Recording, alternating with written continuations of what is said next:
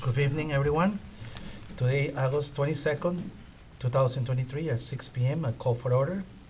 Please join me for the Pledge of Allegiance. I pledge allegiance to the flag of the United States of America and to the republic for which it stands, one nation, under God, indivisible, with liberty and justice for all.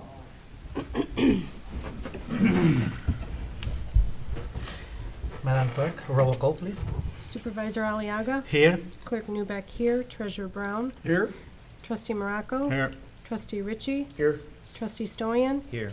And Trustee Nalamothu is absent this evening. We have a quorum. Okay. Before I ask for approval of the agenda, I think we need to, Yes, I'd like to amend the agenda to add the addition of closed session for the purpose of purchase of real property. okay, Support. all right. All those in favor? Aye. Any opposed? Motion carried. Okay. Board and public announcements. Board members and individuals in the audience may make a statement containing information about a recent or coming event. I have one. Okay. Actually, I would like to introduce to the board, or introduce you guys, the new, our new public relation officer, Laura Haynes. Laura, can you please come to the podium, please, and introduce yourself?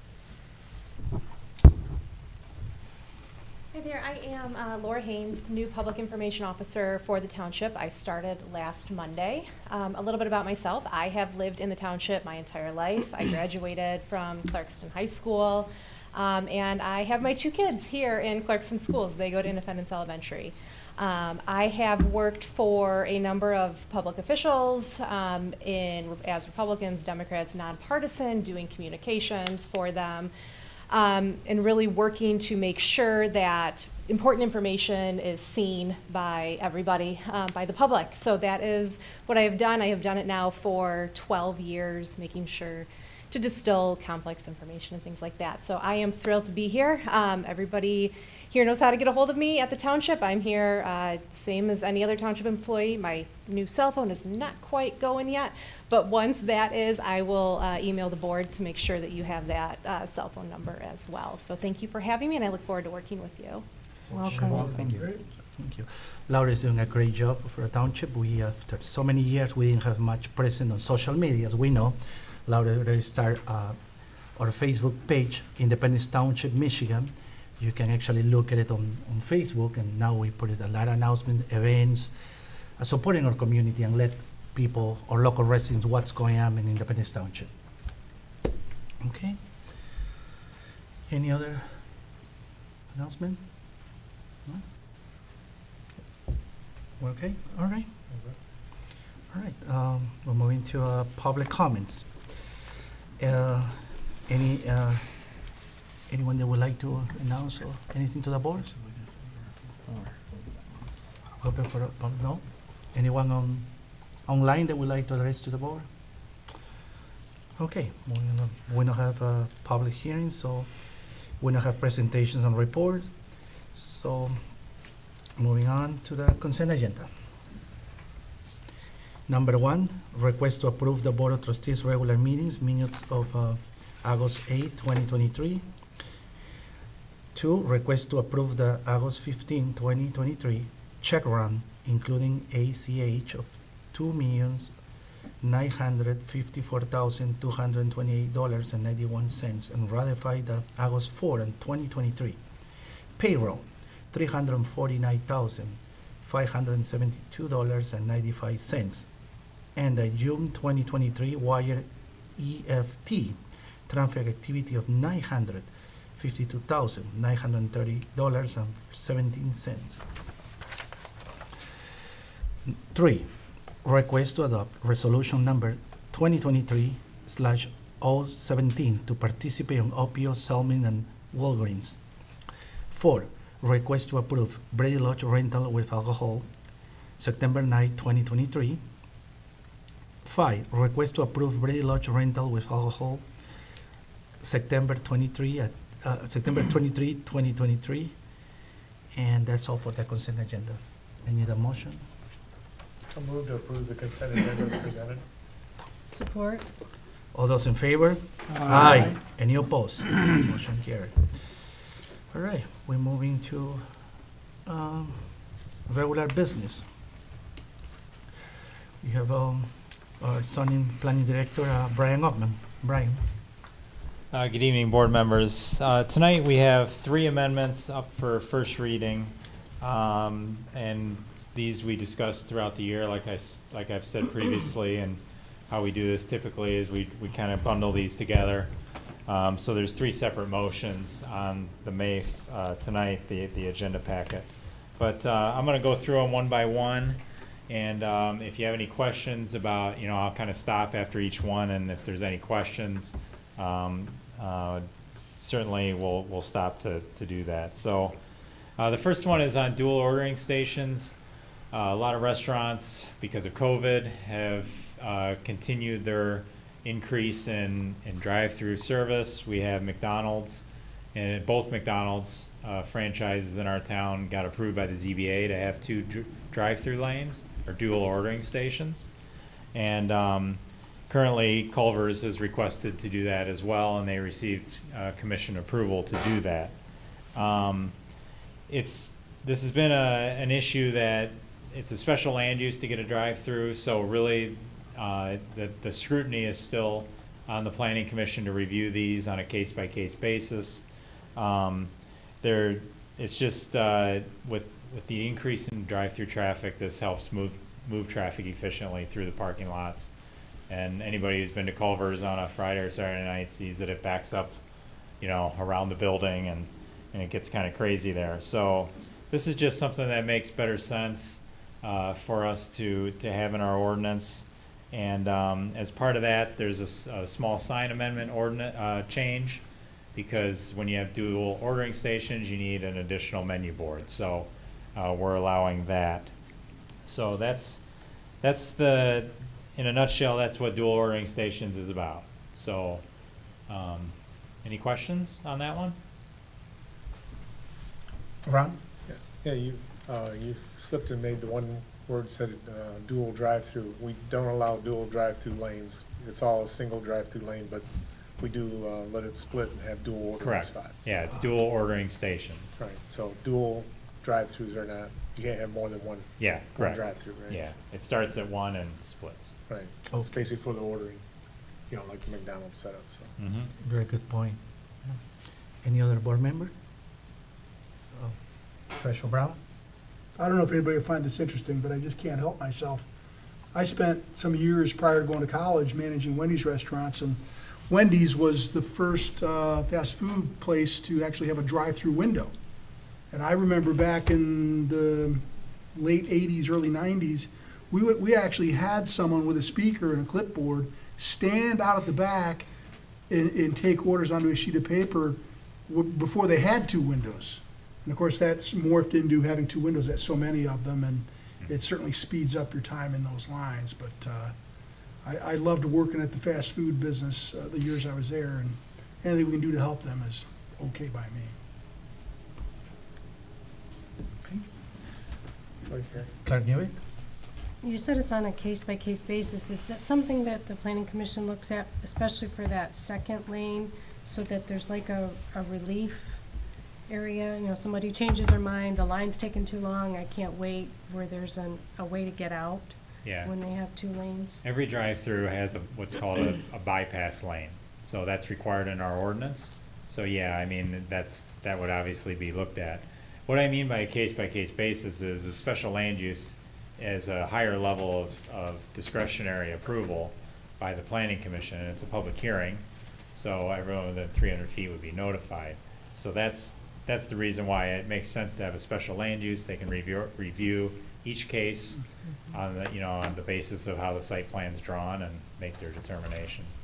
Thank you. Trustee Rich? Yeah, I guess one thing I forgot too, I think at the, when we're reviewing the Culver's unit, one of the things that came up and probably is gonna happen more in the future is that by having the dual ordering stations, they can also funnel people with credit card only or cash only, or maybe even like the Chick-fil-A, was kind of like what you were saying, Paul, there might even be somebody out at the second Mhm. one helping you know, basically what they're trying to do is get people through, more people through quicker, Mhm. so there's not a big lineup in the back, so. Yeah. Any other board members? Are you gonna do one at a time, and then Um, public comment, Okay. and then Yes, vote? yes. We have separate motions. We have 3 different motions, So yes. do separate one whole discussion. complete one at a time? Yes. Okay. Makes sense. thank you. Yeah. Then it's okay? Right. We make a motion for each one and discuss each motion. All right, okay?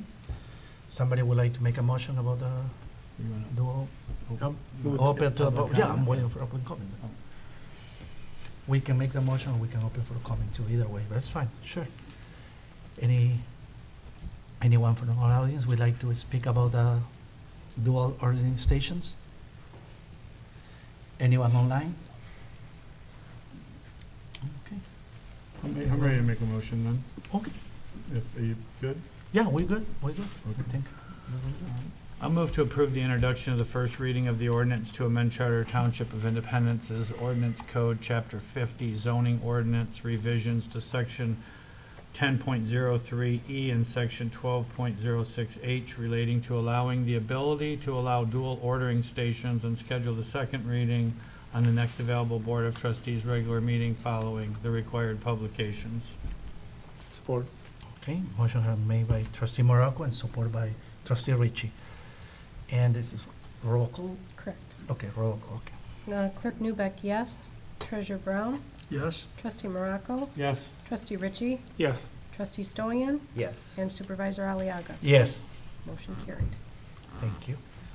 Okay, so the second one is on site plan and special land use extensions.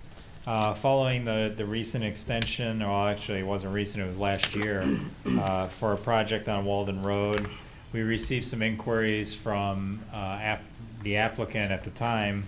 How long do the extensions last and how many do I get? You know, and the process is we basically get an extension in writing, a request, and then we take it to the planning commission. The one factor that's important is that the planning commission doesn't re-review the site plan that was approved. So what they do is they review, the request for the extension, whether it's reasonable, and then they also factor in, has there been any ordinance changes that could affect the site plan? So, at our request internally here in the planning department, we needed some clarification because our ordinance is just vague. It doesn't really say how many you get, how long they last.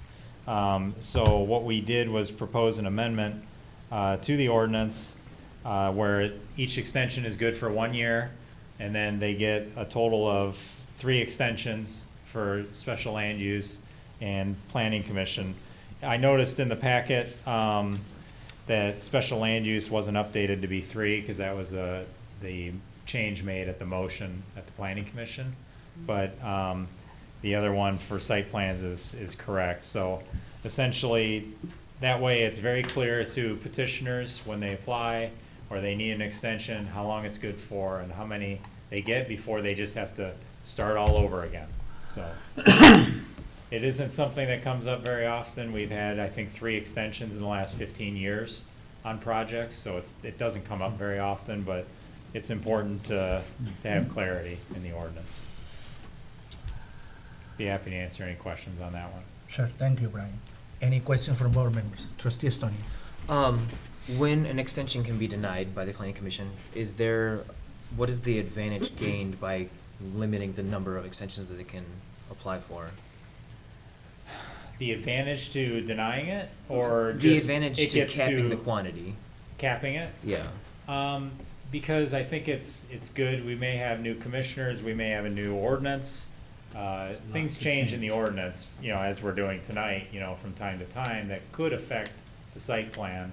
And it kind of puts a little more pressure on the petitioner to, get moving. I mean, obviously, when there's extenuating circumstances like COVID, that would make sense, but, to do extensions. But with this, that it kind of puts more pressure on the developer or the petitioner to get going on the project and not just let it linger, My thought is, if they have valid reasons for being hindered, and the planning commission hypothetically could be on board with, you do Yeah. deserve another extension, but now our hands are tied. We can't allow that even though we would have. I don't see the value in that capping the limit when they could have just said, you're delaying it without valid reason, you don't get another extension. They can't, I don't think they can say that. Well, they don't They have could. to approve an Well, extension. Yeah. Yeah, they don't have to approve it if they get a Yeah. request. And, But they have to have a good reason, right? Hold on, Excuse me, Sam. sorry. Let him finish. and to your point of if zoning ordinances have changed, well then, they Yeah, we wouldn't. can't give you an extent, things Right, have then they changed, the wouldn't site get an plan's gotta extension anyway. change, yeah. Yeah, it feels like we're putting a cap on it that seems unnecessary. It seems like there may not be an advantage to putting a cap on it, when there could possibly be a disadvantage, like the case I pointed where someone could have a valid reason for needing Yeah. another one, and they won't get it. Yeah, well, that was, the commission, we actually started with 2 extensions, and then the commission thought, well, let's give, because COVID lasted, that COVID period is a perfect example, or even the economy when it crashed in 2008, it really took a couple years before things started coming back. So I think that was the justification. And one of our commissioners, who's a developer himself, felt that, bumping it to 3 would make sense to give them a little bit more time. But I certainly understand your point, so. Trustee Moraco? Yeah, this is an issue I've been involved with since the beginning. I don't agree with the ordinance change, but, because I guess I need clarity, because if somebody has a project that's approved and it's 4 years later and something changed on the corridor, or we've got a different looking building, or the building next door became set back in the front, and the other one became, set, we've done that on Sashabaw, where a building was proposed to be by the road, but in order to get connectivity, it was pushed back, So my understanding, talking to Brian about it, is that they really don't, they don't get to just start, if that person is approved for something and 4 years later it doesn't fit, they can build to that plan. We don't have the ability to make them conform. If they've gotten extensions. Right, yeah. if they've gotten extension, That's so. the That's the point, is disadvantage of if they- I open-ended. understand that, but you can't just, you make it sound like the planning commission can just say, well, I'm not giving you an extension. That's not true. That's not how it's written. They're not gonna just say, we don't wanna give you an extension. They have a right to, if we put it in here, Yeah.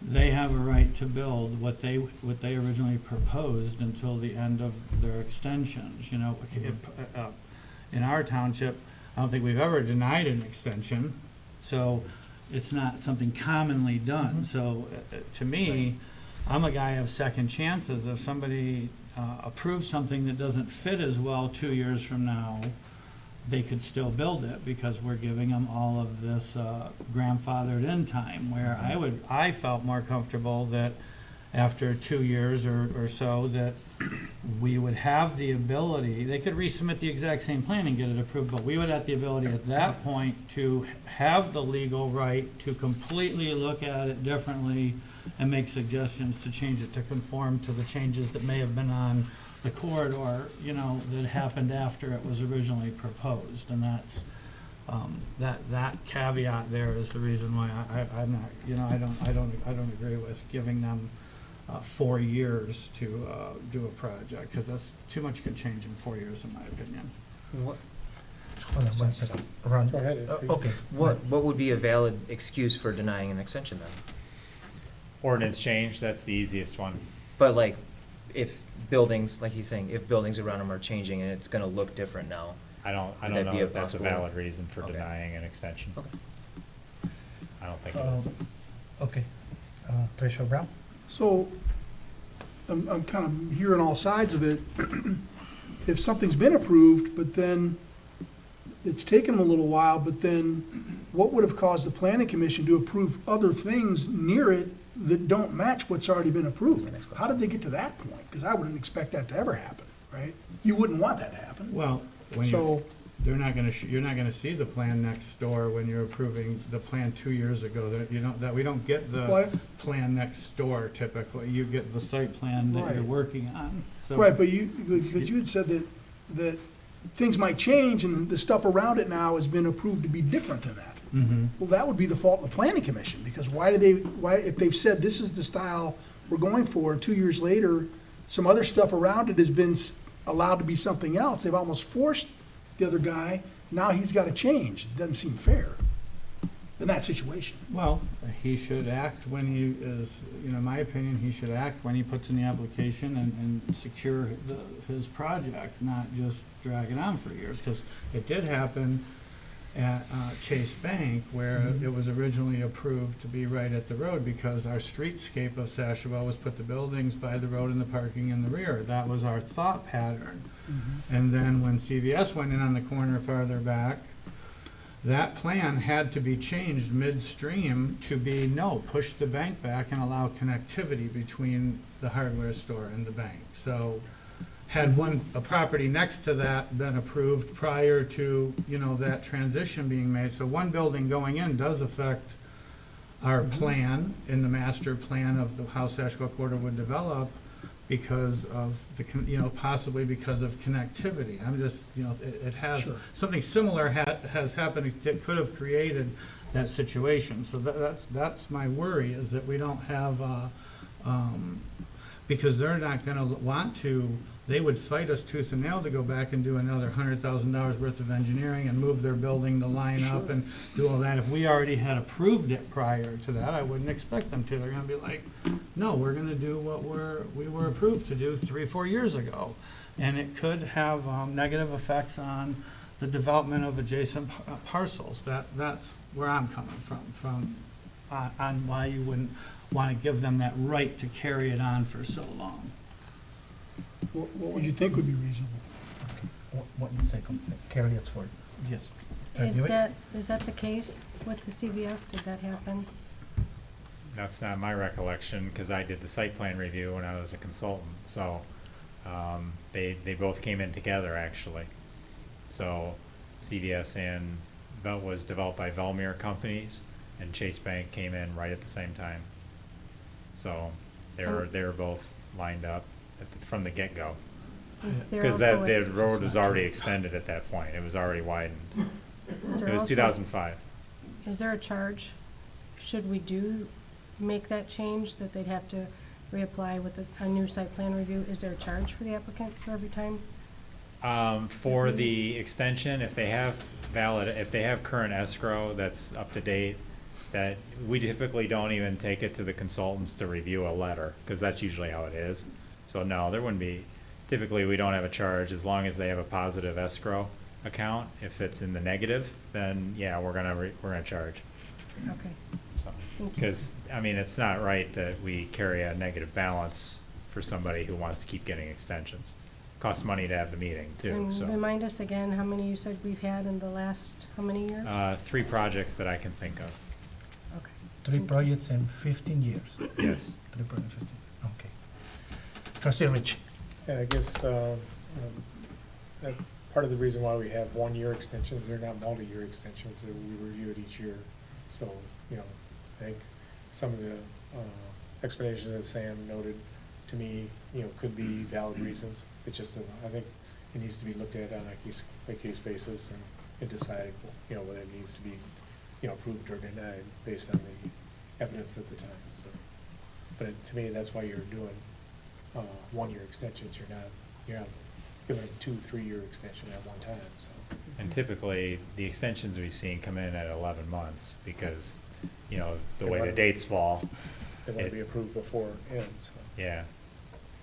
And I'd say, other than this last time where it was purely COVID, I think related, most of the other times were more economic related. They It was were, the yeah. Great Depression time, 2008, 2009. Yeah, it was the hotel and Wellbridge were the other 2. Okay. Trustee Stan. I may not be understanding completely.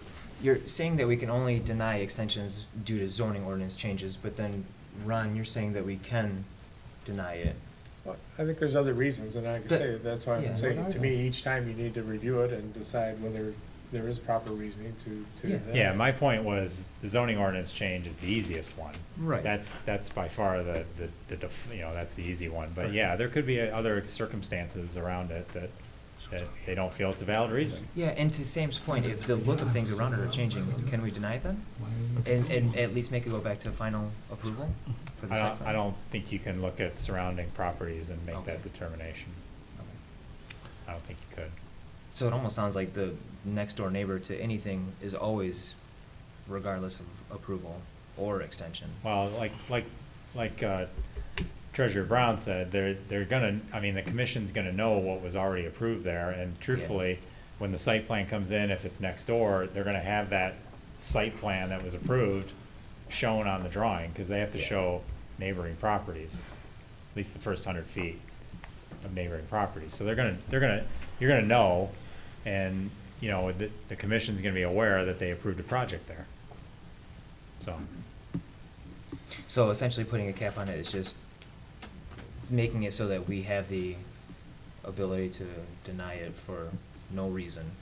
Well, If we decide that we just no, didn't like it it's not down a the road. denial. What it is if they get to 3 years and they still, you know, if they go past that, they get a third extension, let's say, Yeah. that's it. They know that in that year, they either have to apply for, you know, submit construction plans and apply for a building permit, or they have to come back and start all over. The hotel, that came up with the hotel. They didn't extend it in time, they had to resubmit, Okay. so. And what does that entail, just resubmitting, just starting It's- from scratch? All new fees, Yeah. site Okay. plans. Everything. As trustee Morocco said, you know, that's, you know, they have to get the engineer, and they have to, you know, the hotel was a great example because the ordinance did change. So that area became part of the Sashaba overlay district, so they had to modify the original hotel plans to have the outdoor seating area, fire pit, and bike racks and things like that. So that was all a change in the site plan because of ordinance changes over time. So. Okay. Anyone else? Any, yes, Treasurer Brown?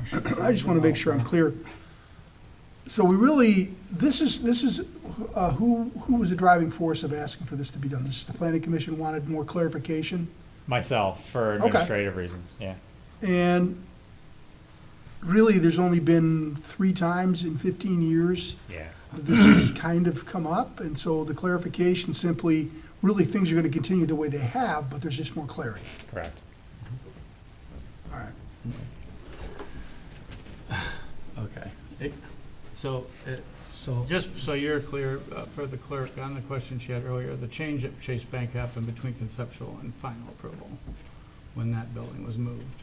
But, so what's driving this is the building on Walden Road. That's why I have an interest in this, okay? That has been approved to be built across from the townhouses.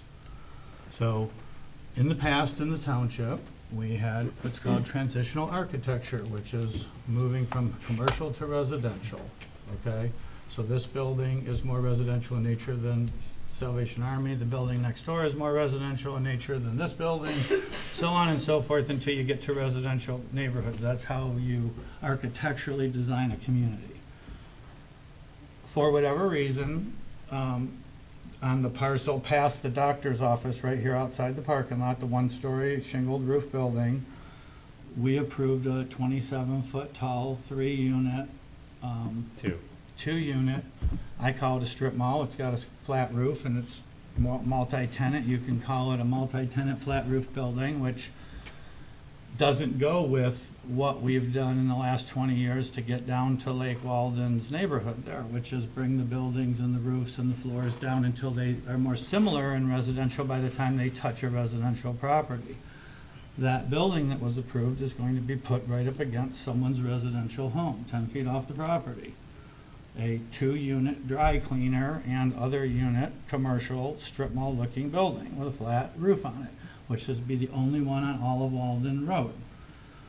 So when their time expired, I went to the planning commission with the suggestion that maybe we should take another look at having them change the roof so it doesn't stick out like a sore thumb, because it's not following the procedure we followed in the last 2 decades developing the township with transitional architecture. That spun off a lot of controversy and a bunch of other rigmarole, but regardless, the point was, I think that is going to be an absolute abomination on Walden Road, because I can see what has been approved to go there, and it's totally inappropriate in my opinion, and it doesn't follow suit with what we've done. So I don't want to hear about what the planning commission safeguards are going to be or whatever they're going to do, because that got approved, okay? So Now we keep giving them extensions, which is where this came in, because he wanted clarity, because we're like, well, how long are we gonna let this go on before we get to maybe have a second chance at making it just a little bit better, or a little less invasive, or a little more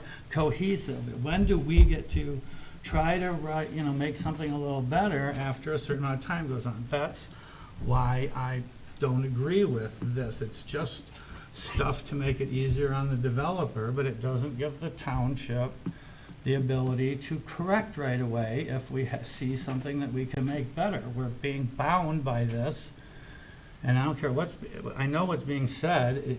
It's not going to be something we're just gonna go, well, we're not gonna approve it because now we wanna change it. The only definitive way for us to change it is to have their stuff expire and start all over again, and then we would be able to legally make the suggestion that, because we also rezoned it from office to commercial use, which I thought was going to be a one-story, single shingled roof building when we rezoned it to that. So the building's got a special zoning alone to be next to someone's residential home in its uncohesive manner. So all of that compiled is why I think that we're not helping us by extending it to 4 years. We're helping the developer extend it to 4 years. That's why I'm not in favor of it. So that's just a little backstory on from my personal part of it, Everybody can do whatever they want on it, but that's where I'm at with it. I think we should get an opportunity sooner to make corrections if we deem necessary. That's it. Trustee Rich. Yeah, I guess since I was on the planning commission at the same time, I'll just put out a little rebuttal against what was just said anyway, that, Sam did voice at the meetings that he did not like the architecture of the building. Architecture was talked about many times during the course of that site plan review. And basically, Sam was outvoted, so it's like he's upset about that. And I applaud him for his passion and wanting to make it the way he wants it to be, but that wasn't the way it was voted. And so, I mean, the architecture and everything was reviewed and approved. So basically Sam wants to go back and change it now that he didn't like the vote, so he wants to make a change to it. So. That's accurate. Treasurer Brown. So, Very accurate. I think that as we sit at this table, we have to be okay having people that disagree with us. And I'd like to remember, and I think some folks probably will, that in the appointment of Mr. Morocco, the first attempt to appoint him didn't even get a vote.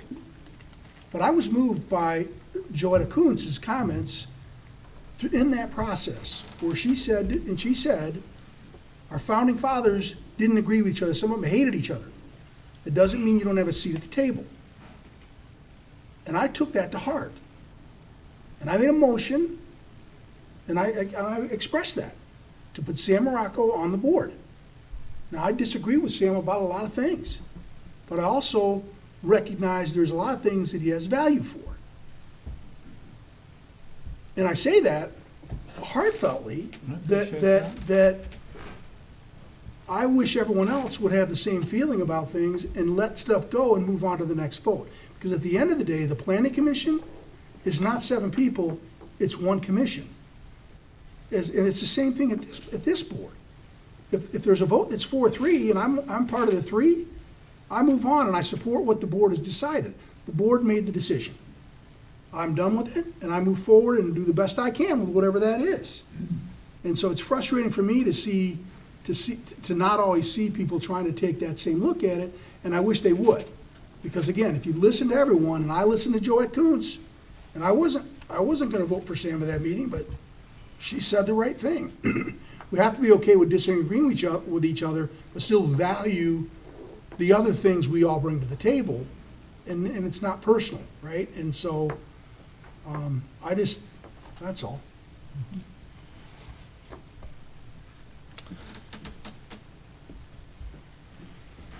Okay. Are you that's okay. So, just an overview of this one, it sounds like we're Mhm. essentially putting a rule in place just because there's never been a rule, and it'll probably never even be used because people don't take that long to build, almost ever.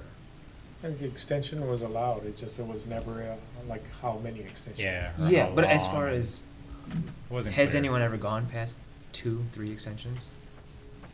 No. Okay. Not yet. Seems to be almost more of an accountability and hold them to the task. Mm-hmm. And it's an administrative, I think it's more of an administrative tool for your Agree. department. Okay. Any more questions? Okay. I will open to the public. Any questions from the public? Sure. Right, please come to the podium. State your name and address, please.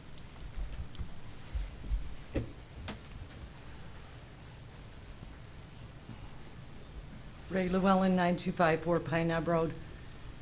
After listening to Brian and listening to all of you, and Ron, if you would kind of speak up a little bit, it's not the easiest to hear back there. Okay, I'm sorry. That's okay. I guess my thoughts, one, if this is not a common practice, then why do we need to put 3 in? That's the first thought. The second thought is what Sam brought out about the building on Walden. Okay, you have this board, you have the planning commission, you have the zoning, but, you know, we all sitting here are the ones that are the residents. And we're all the ones that get the effects from whether this board, the planning board, the zoning board. So to me, by not putting in 3, then each case that comes forward and gets to that point that you need 3, you can deal with that one separately. To me, I didn't even know that it was about this case on Walden. I thought maybe it was some developer that, you know, was just on the slow side. My thought is, if you're on the slow side, speed it up, you know, pick up the pace. It's not my fault, or any of us sitting here, that now we need to have this new amendment in place for 3 extensions. I just think the rule's been in place, it's worked for many years. Why do we need to change it? Thank you. Thank you, Ray. Brian, can you, Well, this is about the Walden? Well, this isn't just about Walden Road. This is the fact that the ordinance doesn't tell you or say how many extensions you can get. So it's open-ended at this point. So that's why we put a limit on it. So if the board feels that the limit needs to be less or more, that's up to the township board at this point. Okay, okay. Well, maybe you want to move the microphone so forth. Okay, all right. Any other, anyone else? Charlotte, please. Come to the podium and state your name and address, please.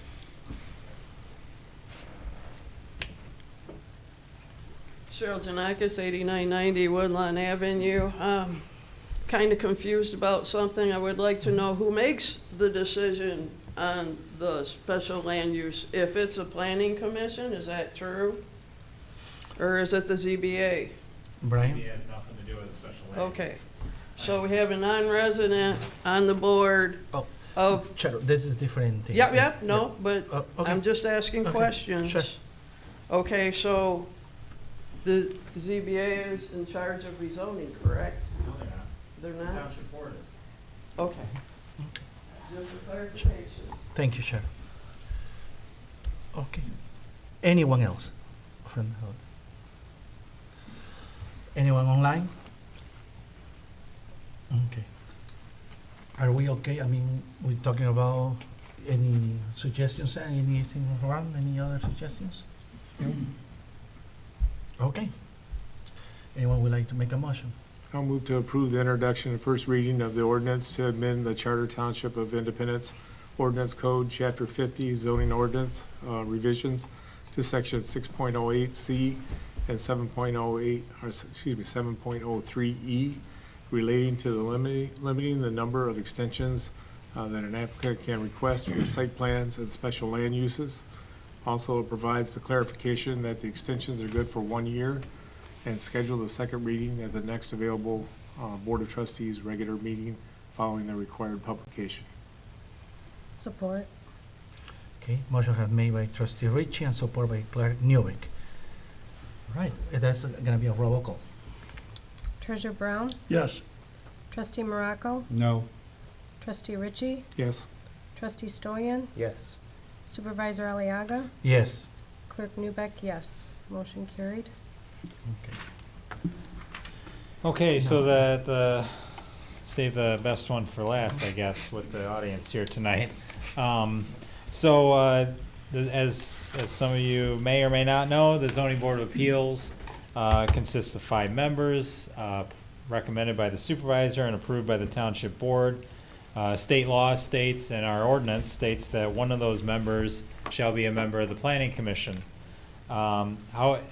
Previously, historically, the planning commission has made that decision. When they pick their chair and vice chair, they also pick that liaison. That's traditionally how it was until our previous supervisor, when he reappointed that planning commissioner, he also reappointed him to the ZBA as well. So that took out of the hands of the planning commission. The liaison's really critical because some site plans may need variances, and he can provide input to the ZBA on how the deliberations went, and it's important input during the variance review process. At the request of the supervisor, amendment was proposed that would require the planning commission liaison to the zoning board of appeals be a resident of the township. The amendment we deliberated at several commission meetings about it. And as you all are aware, as board members, you made a motion to direct me to put it on the planning commission agenda, the next available one where publication would match up, to put it on for public hearing. So we did that on August 10th, a couple weeks ago, and the planning commission held the required public hearing. There was 3 comments in favor of it. No one else was in the audience. And this was recommended a denial of 6-0. I put the motion in the agenda packet because we didn't have the minutes yet. Typically, as you know, I put the minutes in so you can see the deliberation and discussion. So, Planning Commission recommended denial of this amendment, and it's up to the board at this point. Okay, thank you, Brian. I open this for the board. Any comments from the board? Board members? Sure. Trustee Estonia. I'll say that even up until very recently, I have been on the belief that a non-resident should not be on the board. But the more and more I consider it, the more I feel like I may have just been falling victim to having a knee-jerk reaction to the term non-resident, almost like a buzzword, non-resident. But what doesn't make sense to me is if they're okay to be on the planning commission, why would they not be okay to be on the zoning board? That doesn't make sense to me. If the goal is to remove all non-residents from all boards, do that, but why just the one board? Okay.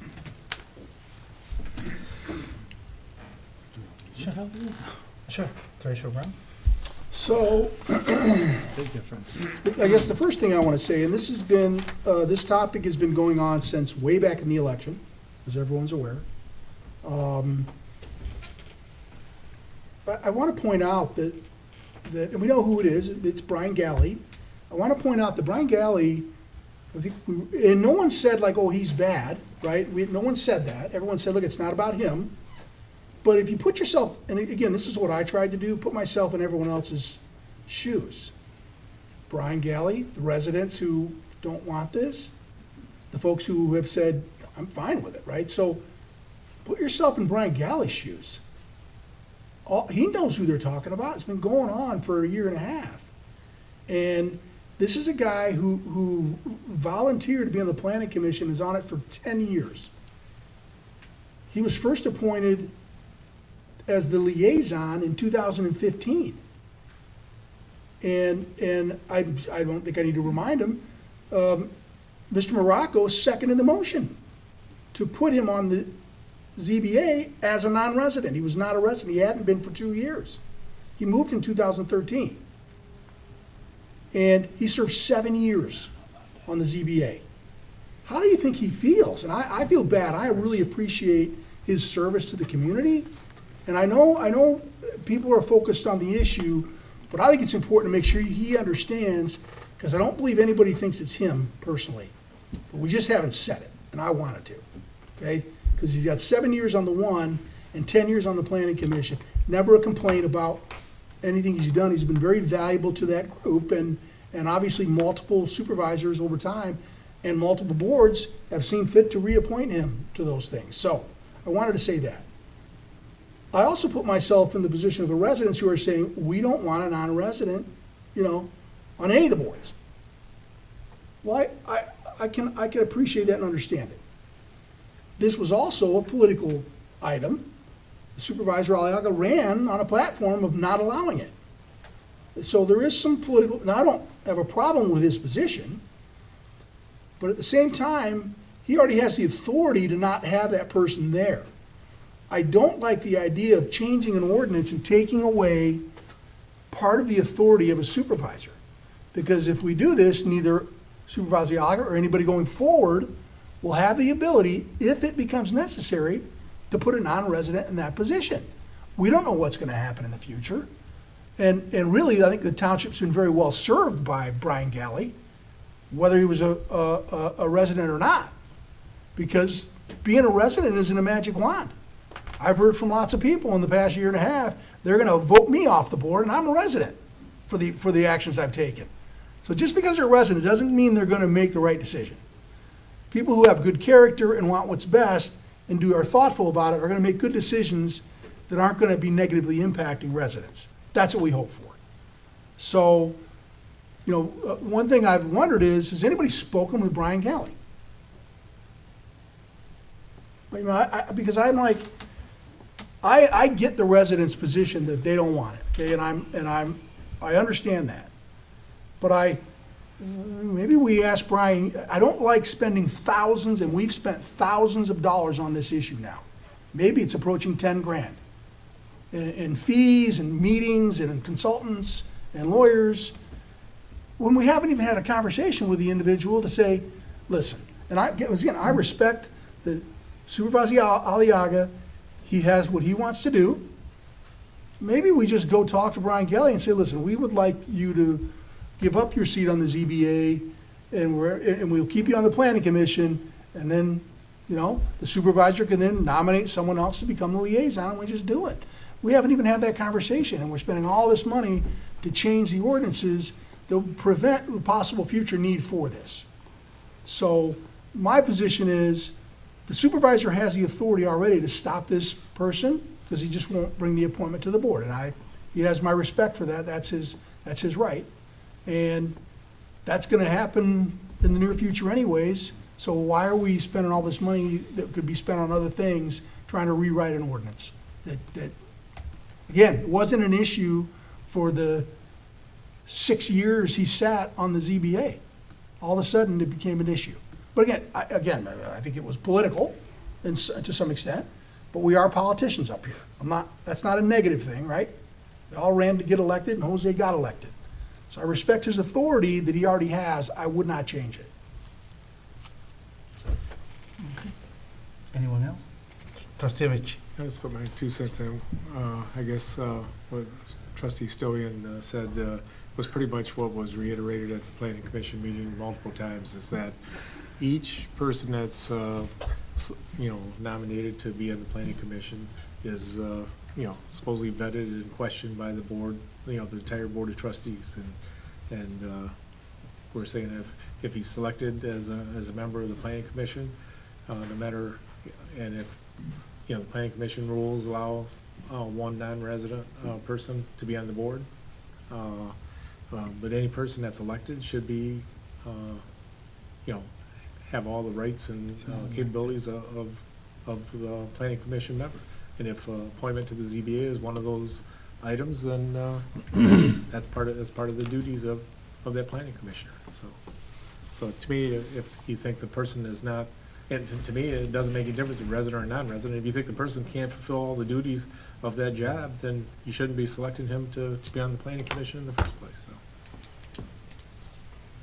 Okay. Anyone else? Sure, I got something to say. Well, let me clear up a few points of everyone's comments. So for you, the difference between the Planning Commission and the Zoning Board of Appeals. Planning Commission is a recommending body of 7 people who recommend to the Township Board what to do. The Zoning Board of Appeals has no oversight. Their decisions are final. They don't report to the Township Board. So there's a big difference between a recommending body and a definitive body, which is what we would be. So that's the difference. So as far as changing the ordinance, this ordinance change doesn't change the ordinance. This puts the ordinance back the way that the township has always operated until it was manipulated to allow him to stay. There's a big difference between us trying to stop a person from a non-resident being on the zoning board that's never been allowed to be on the zoning board. There's nothing in the zoning ordinance that allows for him to be there. There's only language in the planning commission documents by state law that allows him to be on the planning commission, the recommending board, not the definitive decision-making board. You really need to understand the difference between the two boards. They're uniquely different because we have to go to the state level if you have an issue with the ZBA. We don't get to participate in their decisions. So it's a big difference between that for an appointed person. The supervisor does not appoint the liaison to the Zoning Board of Appeals. That's not true. The members of the Planning Commission select one member annually in January to be the liaison to the Zoning Board of Appeals by the members of the Planning Commission. The supervisor only has the ability to appoint the people to the Planning Commission member as a non-resident to the Planning Commission. He does not appoint a non-resident to the Zoning Board. That's not part of the process. So what happened was, when Brian was appointed to the Zoning Board of Appeals, he was a resident.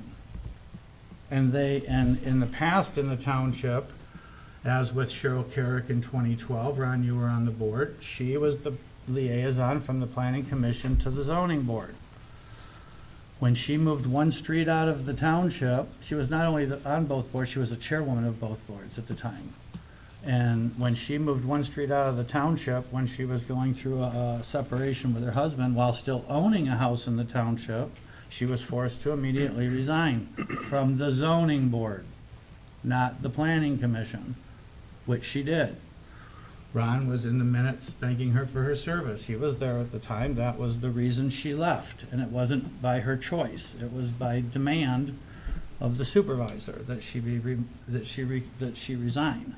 So when this happened, a little backstory, and Brian moved out of the township and that became evident, I went to Pat and asked him, the supervisor, how is he staying here because of what we've already just went through with Cheryl, that she should be asked to resign. And he said, well, it doesn't say that she can't be here in the zoning ordinance because it doesn't mention it at all, like it does in the planning documents that allows for it. So they then, after a year or two and constantly bringing it up, Dan was brought in later to write an opinion. His opinion is, I don't think there really is an opinion, that there's no case law that says whether you can legally do it or you can't legally do it. It doesn't say it's allowed, it doesn't say it's not allowed. It's just, there's nothing on it other than the fact that the planning documents and the zoning documents are written in parallel of each other. And it's well defined, the right to a non-resident on the planning commission, and that's absent from the zoning document. So that was always my issue, is that I don't have an issue with the planning commission, or didn't at the time. I had an issue with the zoning board because it doesn't allow for such a thing. And in the past, we've asked the people to resign. So precedence was already set back in the day. And then it just kept escalating because they kept wanting him to be on there and not, having him be removed from that. And it's not, I didn't think it was a big deal, and I even told people, I'm not interested in removing them from the planning commission, I'm only interested in following the zoning ordinance. Well, when all of this went on, when we started sending this document down to the planning commission and they refused to look at it and then they voted against it, there was only 6 people there, and he was the non-resident, Brian, and he was there, and there was only 6 people, so he didn't recuse himself from the vote of whether non-resident should be able to be on the ZBA. He voted, and his vote to deny the public a public hearing made it a tie, and the motion failed. So then I thought to myself, okay, well, now we have, I didn't think that the non-resident on the planning commission actually had any power, but then I'm like, wait a minute, he was actually able to prevent our residents from having a public hearing as a non-resident. So that was like a red flag. Okay, well, maybe now I don't even know if I feel comfortable with having him on the planning commission because of this chain of events. It would have been avoidable if we just would have went with this ordinance change that doesn't even affect him go into effect till after his term is up. So it's not like we're trying to remove the guy. It's just putting it back the way it was after his thing went up. So all of these things just kept compiling to make it worse for me, that now he's preventing all of this anti-public comment votes and maneuvers to prevent the public from having a say in this. And it's been misinterpreted and mispresented as some sort of an ordinance change. And I just have to say that I totally disagree with that. It's not an ordinance change. It's protecting the ordinance the way that it was intended. And I'm sure Dan can attest that it would be very hard pressed to find any community that has a non-resident on the zoning board of appeals, you know. The argument that we don't have enough people, that's never been the case in the history of the township, and we've never appointed a non-resident because we couldn't find a resident to serve. That's not ever been an issue. So if that ever becomes an issue, then I could see that you would put a provision in the ordinance to allow that, you know, but that's not the case, and that's not what drove this. What drove this was the past supervisor's friendship with Brian and kept him, and no matter what, he was just keeping him, and that's where we're at right now, and I just think that it's wrong, and we should go back to the way that it always was, and Brian should stay on the planning commission, and he should be asked to resign from the zoning board of appeals, and we should stick to the way that our ordinances have always been written in the township and follow them the way that we have, and precedence has been set. And I don't think if I say any more, I'd be just wasting time. I think I said enough. I just have a question for you. Mhm. So you're saying that non-resident member stop local residents from township for public input, is what you're saying? Yeah, well, that was what happened at the meeting, by him not recusing himself and voting to prevent a public hearing, yes. Okay. That's just So, I'm not arguing one way or another, I'm just trying to ask questions to make sure I understand completely. That, to your question, if we have a problem with the non-resident stopping public hearing, we should probably have a problem with the other 2 who also voted to stop the public hearing. So it wouldn't be just one person that should be removed. If anybody is doing what we shouldn't be doing, everyone who did what we shouldn't do should be gone. Well, there's a lot of people in the township that voted against the public Okay. hearing, so I'd be careful about that comment you're making. If anyone is doing the wrong thing, they shouldn't be doing it. Sure, Well, sure. That's I was referring it couple to his other power, questions. not his action at that point. But a couple other questions. The last zoning, he was appointed by the last supervisor, but then Sam, you're saying that the planning commission appoints it, so who does it? No, usually typically has been done by the planning commission until the last, we have a supervisor for a little while, Jerry, Jerry yeah. Fisher, and Yeah. Jerry Fisher makes something Didn't that know was how to do it. different at that point, correct? Yeah, he reappointed him to the planning commission, and at the same time, because he was the liaison, he appointed him to the ZBA. Okay. I would point out that he Okay. did not do it. This board did it. That's Again, correct. it's never one person. Nobody up here has that kind of power. Well, I take that back. The supervisor has the power to bring someone for us to vote on. We can either say yes or no. We can't tell him who to bring though, right? So he's the one who has the most power relative to this, because he can bring that person forward to put him on. The conversations I believe we had, maybe we can get a legal opinion, is the fact that the planning Commission has in the past made these appointments, this board has the authority to do it. Is that correct? Yeah. Because this came up when Jerry did it. Yeah. And I think it's more correct, that's an important position. This board should appoint the liaison to the ZBA, and we did on the last go-round. And just because they used to do it that way doesn't mean it's correct, and legally, this board has that authority and should take that authority moving forward, because it is an important position. All right, well, raise your hand. when Right, you- so, okay. Okay. so, Dan, is that, Yeah, hold on. Please, right. All right. Trustee Morocco. Well, I guess I say the other side of it, where in the past, the planning commission members who know each other, who know who does what, who have been working together for a year I think are much more capable of picking who they want to be the liaison than the township board, who knows much less about the planning commissioner. And where Jerry went wrong, and which I'm disappointed that no one in the township caught all these changes and questioned it, and it all just happened, as he appoints Brian, which I think it was just to secure him because he was the non-resident, to a 3-year term, which is supposed to be done annually. So there were all sorts of protocols. This thing has broken more protocols and precedents in the township than any other thing I can think of. Because Jerry didn't have any point in appointing him to the ZBA, that's never been done. And then to make him the liaison for 3 consecutive years has never been done. I mean, this was all stuff that they were just shooting from the hip on. And now there's a mess that needs to be cleaned up.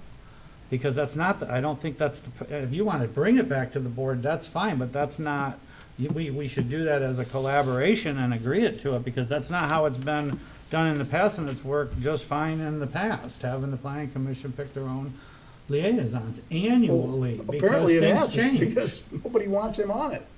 Yes, wrong, but, all right. Claire Newbeck. I do like Sam's recommendation of getting an opinion by our boards and committees. In other townships that I've worked, those committees collaboratively have in their minutes, at their meetings, given a recommendation to the board for reappointment. They're the ones that work together, whether it's working or it's not working. I think coming from them is helpful. I think that is something that we should maybe make a change to, getting a recommendation from the committees when appointments and reappointments are up. But I think a positive takeaway on this is it's been brought to our attention that our own ordinance, where Sam's saying we don't want to change, ordinance, this really isn't an ordinance change, but our own ordinance dictates that they are to be appointed by the township board. That's the verbiage in our own ordinance. And I don't know when we may have stopped doing that, or if we never did it and Jerry begun it, but it is outlined in our ordinance that is how it is supposed to be done. Good, bad, or otherwise, we made an appointment following our own book of rules. And if, I think that is a way that we can meld the two by getting recommendations from the committees as to who should they want to be reappointed. We do a process in the clerk's office when you're up for reappointment or your term is near expiring. We send out letters asking about your desire to be reappointed. Are you still interested? Maybe you're done. Maybe you felt you've served your time. And then also gets us the opportunity to get updated information from you, your mailing addresses and things like that. But in all of that could be a process that we send back to the committees to let you know that A, B, and C are desiring to be reelected, or only A and B are, C is not. And then we could even present the board with the other applicants that we keep on file that have not been appointed.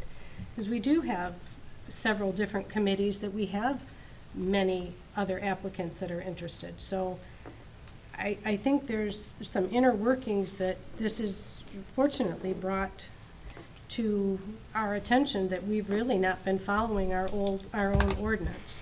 And I think, this is a good thing that it's come to head, but that's all I have. Okay. Trustee Estonia. And so I guess going forward, will it be the township board that's going to be approving Should be. whoever's on other Yeah. boards? Yeah, Should be. yeah, yeah, Okay. it should be that way. Okay, The so- liaison, you're saying? Just the liaison. Over All ZBA reappointments. members, all Well, five. they are anyway, right? But the liaison wasn't. Okay, Just the liaison. yeah, let's get an opinion. All right, just a couple of clarifications, because there's been a little bit of misstatements, not Thank you. intentional, but misstatements. Planning Commission supervisor makes the appointment approved by the board. ZBA has no such condition for the supervisor to make the appointment to the ZBA. So our ordinance simply states that the zoning board of appeals is appointed by the Board of Trustees. Now, oftentimes, in past practice, apparently, as the clerk has pointed out, we've allowed the planning commission to make that appointment. I don't know if it was ever even approved by the board, but it should have been at some point.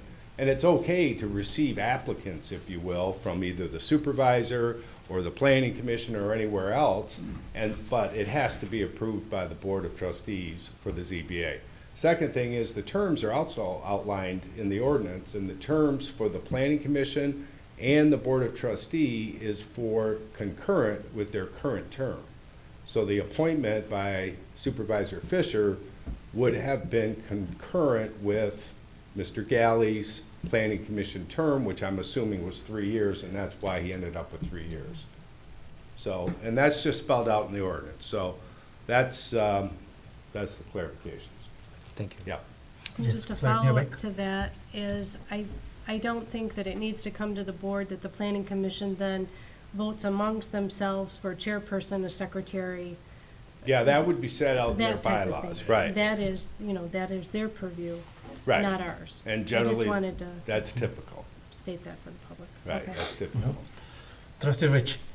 And I guess one of the other things I think was, in my opinion, is a misstatement up here too, is that because the ZBA does not say a non-resident can be on the board, he's saying that because it doesn't say that, that we can't do that, or we shouldn't do that. And that, it's, because it's not mentioned, just to me, like laws, most laws don't tell you what's okay to do, they tell you what you can't do. And Right. since it's not mentioned, there's no rule or anything broken by having that. Yeah, and that ultimately was our opinion, and I don't disagree with trustee Morocco as to the opinion. I can just tell you what the law says. For planning commissions, the Enabling Act, which is the state law, above and beyond our actual ordinances, addresses that a planning commission can have one non-resident, right?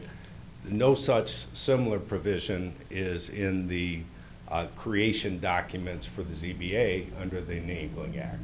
So you can take that interpretation as you see fit. Our interpretation of that was because of the uniqueness of our ordinance that allows for a liaison to be appointed to the ZBA, we took the opinion, and I agree with the opinion, that there was no prohibition. Any member of the planning commission, as I think stated by Paul, that is one of the duties, or maybe it was you, I'm sorry, Ryan. That's one of the duties that are incorporated in a planning commission member, and we took the position that that means that they could also be appointed to the ZBA, resident or non-resident. But I will also say it is completely within this board's authority and discretion to change that and say, we don't want residents, and you can add to the requirements of the Enabling Act as long as you don't violate the Enabling Act. So it's within your authority. Okay. Yeah. Are there Trustee any other Stanley. boards or commissions that have non-residents where it doesn't explicitly say you are allowed to have that? Yeah, there are. I Okay. mean, maybe even Brian would know more. This is a great question. Our Just- our Downtown Development Authority and the Corridor Improvement Authority have non-residents. But those people also have interest in those. Oh, those are the Yeah. ones Yeah. that, the financial interest, yeah. All right. And they're not, they don't And make final that's decisions. where, on in the- my experience as a consultant, I've seen non-residents be on both the ZBA and the Planning Commission. They've been a restaurant owner in town, or something like that. So this does happen. So I'm just pointing that out in the 20-plus communities I work in, so. In very Okay. small communities. All right, trustee Stoney. Sorry for all the questions. Sure. One of Sam's points were that the planning commission is only a recommending body and the ZBA doesn't have any oversight. Does the planning commission do anything on their own without us approving everything that they do? Mhm. Yes. Yes. Yeah, Yeah, the like set approval of public site hearings or plans and special land uses. Special land uses. Yeah. I mean, as far as like the amount of power, is it for what the ZBA can do and what the planning commission do on their own without oversight? Is there a huge, like, a huge amount of power that the ZBA has that the planning commission doesn't have? Well, the ZBA does dimensional variances, use variances, and interpretations. So interpretations would be some ambiguity in the ordinance. That could be an interpretation that they would make. Now, the zoning board of appeals is a quasi judicial body, meaning if you lose and and the burden's on the applicant to prove that you know, they need a variance. And it's not a breaking of law, you know, rules. There are set criteria in the Zoning Enabling Act and also in our ordinance criteria that they have to meet in order to grant a variance. So it can't be self-imposed or self-created. There has to be a demonstrated hardship or practical difficulty. So the Zoning Board of Appeals, if you lose at that level, you can appeal to circuit court. So that's how it works. The Planning Commission, if you lose, you lose. So, I mean, you know, if it gets denied for whatever reason, it gets denied. So, You have legal recourse, but. yeah, obviously, yeah, you'll end up in litigation, most likely. If you know, that's why the Zoning Board of Appeals has had extensive training on not only ethics, but going through the criteria in when they make a motion, especially when it's a denial. If they make a denial, they can't just deny it with no cause. They have to specifically list out why it was denied, what criteria it doesn't meet in the ordinance, and they do that every time there's been a denial.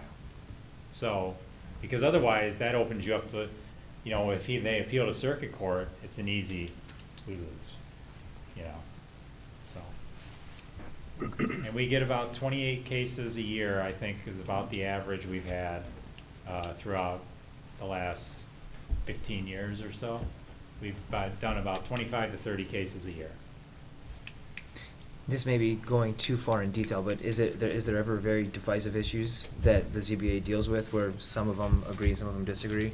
Or is it usually kind of cut and dry with what they discuss? Because the criteria is explicitly laid out based on state law and in our ordinance, it's typically pretty cut and dry. Okay. I mean, you know, it may be a 4-to-1, but rarely is it a 3-to-2. We've had some. Throughout a year, we may have 1 or 2 cases that are, you know, pretty down the middle, 3-to-2 Okay. of a vote, but typically it's unanimous or 4-to-1, so. Okay. Okay, anyone else? I guess. Yes, Treasurer Brown.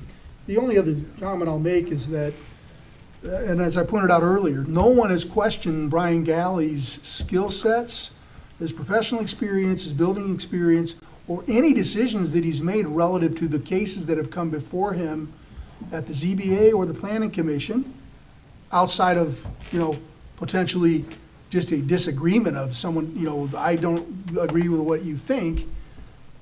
You know, giving up, and again, 10 years of experience on the Planning Commission and 7 years since 2015, and I will point out, he moved in 2013.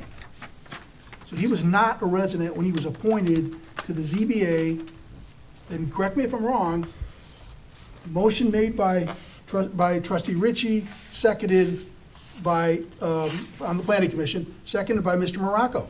And he was unanimously put on that ZBA. I read the minutes this morning. That's what happened. And so I just think you have someone with that kind of quality. Again, the supervisor doesn't have to put him back on it, but are we hurting the residents by pulling off somebody who may be way more qualified than the next person? And again, I point out, being a resident doesn't mean you're going to do the right thing, because many of you think some of us don't do the right thing, and we're residents, right? So I just want us to think about that too. Okay, Let me- okay, Trustee I Morocco. just want to, All right. for clarity, Mhm. we're not, nothing we're doing tonight has anything to do with removing Brian Galley from the Zoning Board of Appeals. This is nothing to do with him at this point, so you can, whatever great job that you think that he did, is great, but it's not about removing him. It's about the future to stop this from happening again. It's a simple text amendment to protect residents and put it back the way it was. It's nothing to do with Brian and whether he did a good job or not. Okay. I would like to open now to the public. I think we already got our point across. Are we agree? All right. Are we open to the public? Anyone that would like, please come to the podium and state your name and address, please. Cheryl.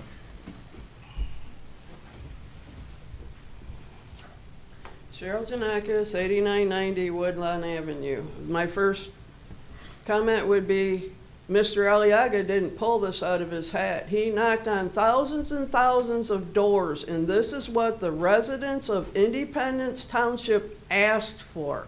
There are over 36,000 people, residents in Independence, okay? Sorry, oh no. Oh, are you okay? Yeah, Please. so I just had a surgery. I'd end up at the hospital, I guess. Bruce, you bleeding Cheryl, you pretty better bad? sit down. Here, get us Yeah, I more. might have to go to the hospital now. Sorry. You should probably I get her got to sit blood all down. over. No, don't call me, I'm doing, Give that to her husband, there, Ron. sorry, I just had a sinus surgery. Hope you're okay, Cheryl. Bleeding pretty bad. Yeah. All right. Came on quick. Yeah, please. All right.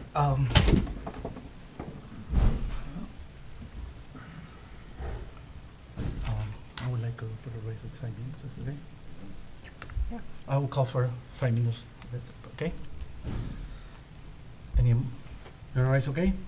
Yeah, All we right. don't have anyone here Mhm. to speak, I don't think. Oh, Yeah, maybe she would yes, like because, to. yeah, no, I'm yes. sorry, I wasn't discounting you. Yeah. For a minute, I Yeah. thought nobody was left. Yeah. Okay, Okay. so we're taking a Yeah, recess. 5 minutes rest. 7:17, All right. okay. Support? Okay. All those in favor? Okay. Aye. Aye. I used to love recess when I was a kid. Support.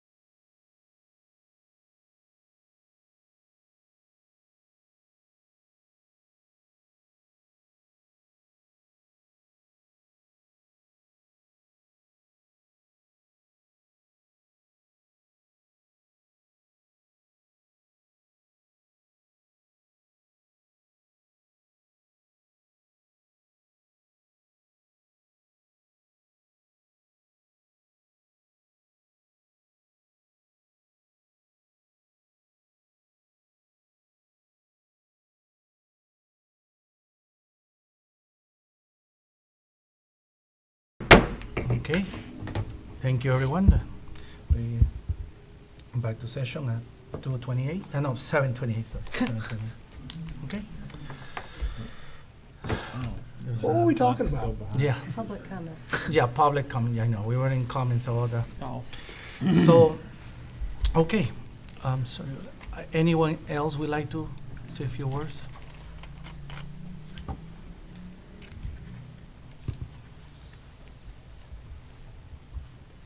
Arnold Llewellyn, 9254 Pine Knob Road. So I spoke at the Planning Commission meeting when they had the public hearing. I'm not sure any of them understood the difference between the ZBA and the Planning Commission. Like Sam said, the Planning Commission is a recommending body. So as a resident, we have more opportunity for input because they can make a recommendation to you. We can talk at the Planning Commission. We can also come before the Board of Trustees. The ZBA, when they allow variations from our ordinances, we really don't have any input. You know, I sent you an email, but we have firsthand experience with the ZBA, where they allowed a property owner adjacent to us to subdivide their property. We're in R1R. You're supposed to have 200 feet of frontage. The ZBA allowed a split with 24 feet of frontage, which created a flag lot, which substantially altered, you know, the characteristics of our property, because a house was then built behind us that never should have been built. All allowed by the ZBA. And we had absolutely no recourse, no way to, you know, I testified at the hearing, but it was predetermined what they were going to allow. So I think it's very important that the ZBA consist of residents. Thank you, thank you, for him. thank you, hold on, okay, all Before he right. leaves, I was All going to right. ask him a question. Okay, Treasurer. I did get your email, thank you, and I actually went and I kind of looked at all that. Did that happen like 30 years ago, 28 years ago? About that, Okay, so it was like 30 years ago. And is your property a flag lot? You have No. there's a flag, so your 5-acre parcel is, Yep. when I looked at it, there's another house behind you that has a 100-foot variance. they've got 100 feet. So it's a larger That was- flag lot. Originally, there were 3 splits. So when I look at that, because I look kind of all around, it Yep. looks like up on Whipple Lake Road, there's Well- 7 or 8 of those lots the exact same way. But I'm not on Whipple Lake Road. I understand, but Yeah. and I'll be corrected if I'm wrong, Yeah. there's a precedent there that goes back decades. On And what, Whipple Lake Road. yeah, Yeah. well, if it's allowed there, they couldn't turn someone down around the corner, but I'll Well- ask Brian to comment on that. I guess my interpretation of what they did, they said it was a hardship. But the hardship, the way I understand it, can't be financial. It has to be some physical hardship based on the property. Well, the only hardship was that she wanted to split it and she couldn't, based on the ordinance. So they allowed a 24-foot, and, you know, if you looked at the map, Yep. it's pretty clear what they allowed. Yeah, I don't even know how they could get fire protection into the barn. You know, 24 feet was determined by my property line and an existing barn, a 100-year-old barn. Well, if the owner of the flag lot, for instance, puts up a gate, there's no way on earth you'd get fire protection equipment to the barn. And to make matters even worse, I was gonna put my driveway, when I developed, built my house, adjacent to where where the flag lot comes out. And the county came out and told me I couldn't do that. They told me that because it was a limited sight distance, it was too dangerous. I had to put my driveway on top of the hill. All right, I- thank you. Is that the only question? Yep, appreciate it. Okay. Just to point out, the ZBA's, position on flag lots, since 2013, we've approved 0. There was one approved, actually, but it was kind of a different circumstance. They were approved back in the early 2000s. They never split the lot on Allen Road, and it was a pretty minuscule dimensional variance, they granted it, re-granted it, basically. So it was from a previous ZBA. This ZBA, since 2013, otherwise, has told people to go by 2 feet from the neighbor. They've done it multiple times. So, that's just, the ZBA has been, because of the proliferation of flag lots in our township, you can look at a parcel map and see them all. As Treasurer Brown pointed out, they're everywhere. You know, they've put a hard stance on that, since 2013, so. Thank you. You know, but yeah, they've made people, like I said, go by 2 feet, and it's happened on more than one occasion. And sure enough, they end up working something out with the neighbor. Okay. Anyone online that would like to address to the board about this matter? Anyone online? Oh, okay. Please, Ray.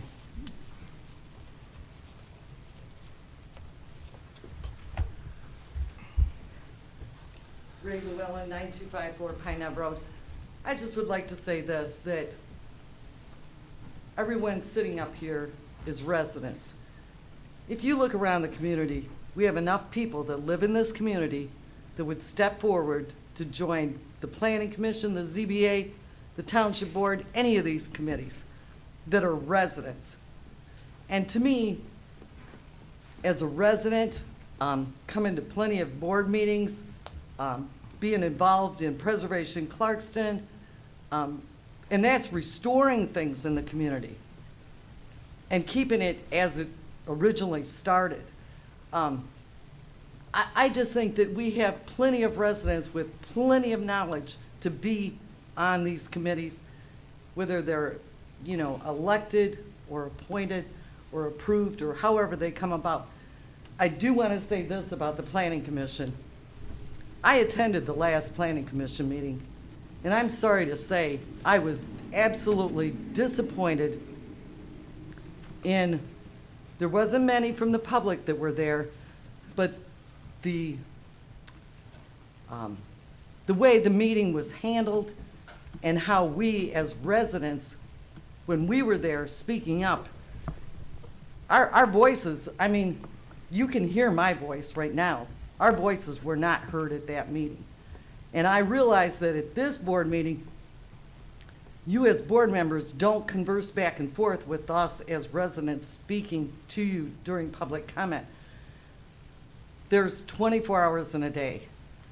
Everyone has either a cell phone or a computer or a telephone. You could reach out to that resident and talk to them after this meeting and say, okay, your concern was such and such. That doesn't happen. And I think that better communication and reaching out to the residents would be a big help. But at that last Planning Commission meeting, I feel that our voices for the people that were there in person or logged in was just shut down. And I think as residents, we're important. Thank you, Ray. Okay. I was waiting to say a few words. I don't know if you guys watched the last Planning Commission. I did watch it. I have to agree with Ray, and I have to agree also in the beginning with Shadow. First of all, when Shadow coming, she was right. And you, Paul, Ron, got good comments. You guys right. It was a campaign promise by me, my campaign. I promised people I would support to don't have a no resident in the board of the CBA and all that. I said that, and I promised that, and I intend to fulfill my promises. And I didn't find anybody when I was knocking on door that says, no, Jose, I disagree with you. I want to have a no resident in the Planning Commission and the CBA. I didn't find one. And in the last several weeks, I got several emails, a lot of emails actually this week.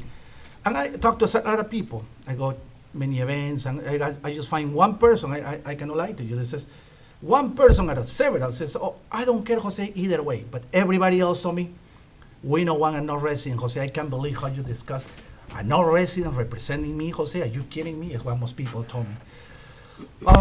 When I watched the Planning Commission meeting, I saw the chairman make a remark saying that I have to feel shame on myself. quite frankly, I don't feel shame myself. I feel proud of myself.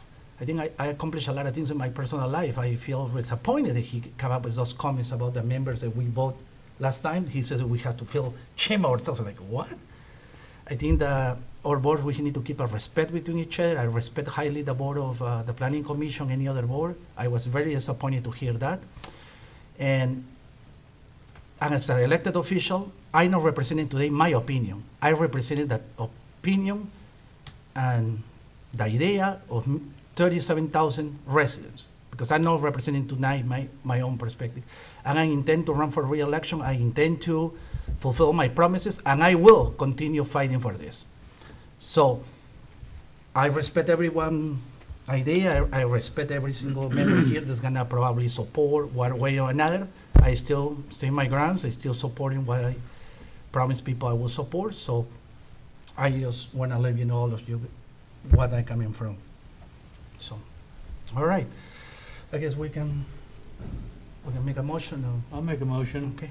I'll move to approve the introduction and first reading of the ordinance to amend the Charter Township of Independence Ordinance Code, Chapter 50, zoning ordinance revisions to Section 14.02A, to require that the Planning Commission liaison to the Zoning Board of Appeals be a resident of the township, and schedule the second reading on the next available Board of Trustees regular meeting following the required publication. Okay, motion has made. I second the motion.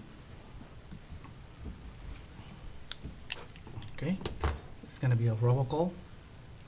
Trustee Morocco, Yes. trustee Ritchie, No. trustee Stoyan, No. supervisor Aliaga, Yes. clerk Newbeck, no, treasurer Brown. No. Motion carried. Good night. Denied. Okay. Moving on. What is next? Disposal. Yeah. So, I don't know how long it's been since disposal has been brought to the board. I guess I did when I sold the fire vehicle. These are just a couple lawnmowers, and normally when they buy the new ones, their motion to buy the new ones will include the disposal of the old ones. I couldn't find that language, so I just delayed posting these. I have the ads ready to go on eBay to sell these. I've sold them before, 6, 7 years ago, used ones.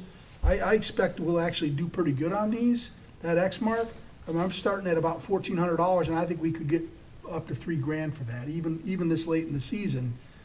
Just looking at what's online, the Ferris, I think we'll get, $1,000 for that. So whatever it is, on eBay, it drives good value for us, and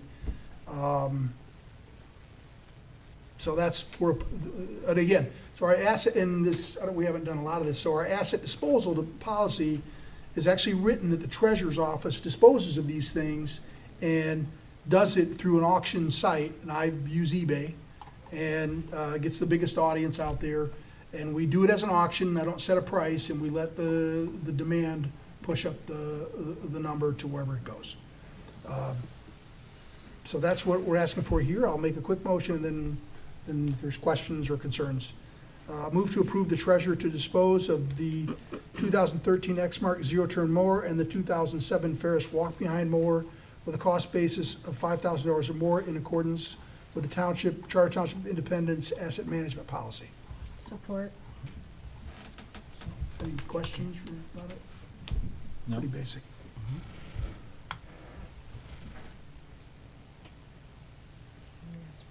Yeah.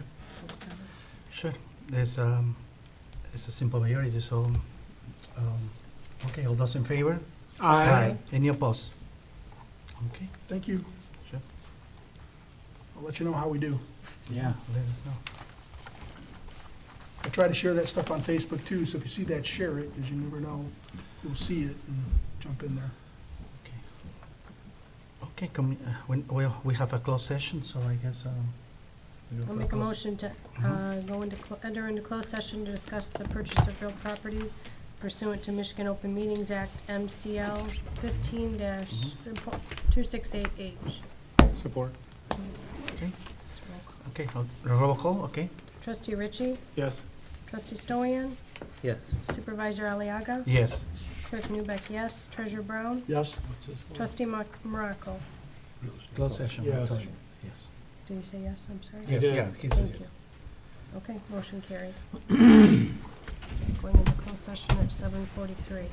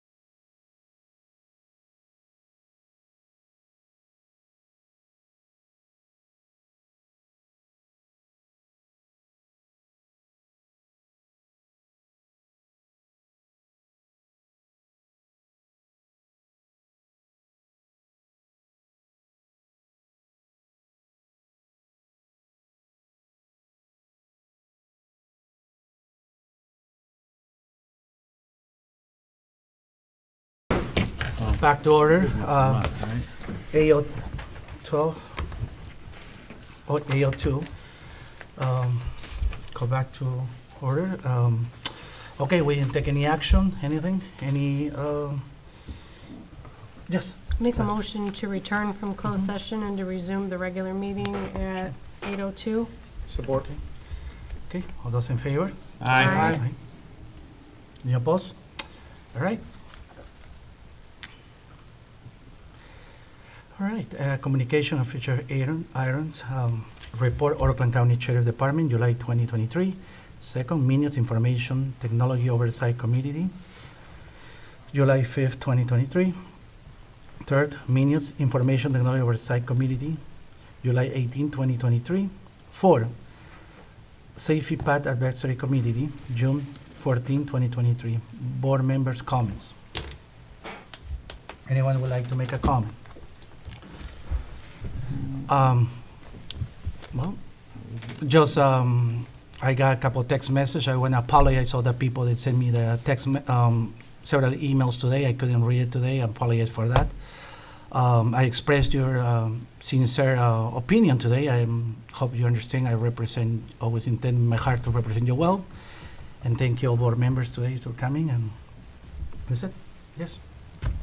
I thought it was a good meeting, and I think it's an example of when the board can have disagreements in a professional way, and at the end of the day, we speak as a board and with respect for each other, and that's how we should do things. It was good. Okay. Anyone else? Yeah, I just want to mention that this Thursday, the 24th, is going to be a Mill Pond meeting here at the township at 6 p.m.